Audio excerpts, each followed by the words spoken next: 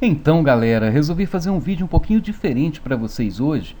Vocês têm visto eu colocar aí muitos vídeos sobre aparelhos eletrônicos, então eu resolvi contar nesse vídeo um pouco da minha história, de como que eu conheci a eletrônica. E a história começa aí, gente. Esse aí na foto sou eu, o ano é 1980, essa aí com medo que eu caísse do alpendre é minha mãe. Quem tirou essa foto foi meu irmão mais velho, o José Gaspar.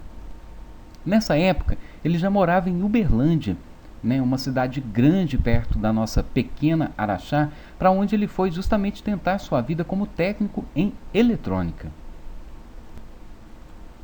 E ele deixou para trás alguma sucata de aparelhos, porque ele já mexia desde adolescente nessa mesma casa aí, né, com esse tipo de equipamento. Meu pai era sapateiro e ele acabou aprendendo um pouco da profissão com meu irmão e pegando esse fascínio, pegando essa vontade de consertar aparelhos. Então ele já mexia também, além dos sapatos, com principalmente eletrodomésticos, né? Na época, enceradeiras, ferros de passar roupa. Como o poder aquisitivo das pessoas era menor, as pessoas tinham muito interesse em consertar esse tipo de equipamento. Então meu pai começou a se aventurar também nesse tipo de conserto. Eu tenho mais dois irmãos, o Milton e a Nilda, que nessa época eram adolescentes. E os adolescentes, nos anos 80, não só estudavam, mas trabalhavam também, então eu não tinha muito contato com eles. Era nessa oficina, uma mistura de sapataria com oficina de eletrônica e de eletrodomésticos, que eu passava a maior parte do meu tempo. Pelos sapatos, eu nunca me interessei. O que sempre me fascinou foi entender como aquelas placas, aqueles mecanismos, aqueles alto-falantes se juntavam para fazer um aparelho funcionar. A gente tinha em casa uma televisão Admiral muito parecida com essa aí, e eu me lembro que muito pequeno eu gostava de sentar atrás dessa televisão, porque me fascinava ver aquelas luzes brilhando, aquele cheiro de componentes eletrônicos aquecidos. Só tempos depois eu fui descobrir que aquelas luzes eram válvulas. Eu construía caixas de som com caixas de papelão, eu pegava o amplificador de eletrolas como essa aí e adaptava dentro de caixas de som comuns, fazendo as minhas primeiras caixas de som amplificadas. Eu construía alarmes e colocava até nos criados mudos, nos guarda-roupas, que matavam minha mãe de susto. Transformadores. Gostava muito de desmontar transformadores. Esses fios de cobre aí dava para fazer uma infinidade de coisas. Nós tínhamos um poder aquisitivo muito baixo, então esses fios aí serviam até mesmo como fios comuns para fazer interligação de componentes, de placas.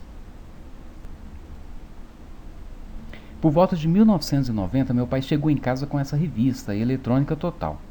Gente, um novo mundo se abriu para mim. Não existia internet nessa época. Essa revista, ela trouxe a primeira teoria de eletrônica. Tudo o que eu tinha feito até então era de forma empírica, era testando, era pegando componentes da sucata e tentando construir alguma coisa. Essa revista me deu a primeira base teórica e ela trazia tutoriais de como construir circuitos bem mais avançados do que a minha imaginação de criança poderia imaginar.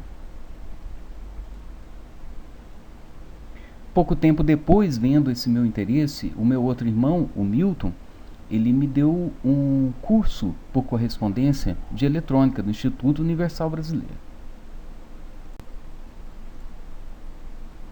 E aí nessa mistura, né, como eu já disse, de sapataria com oficinas de eletrônica, eu comecei a fazer os meus primeiros concertos.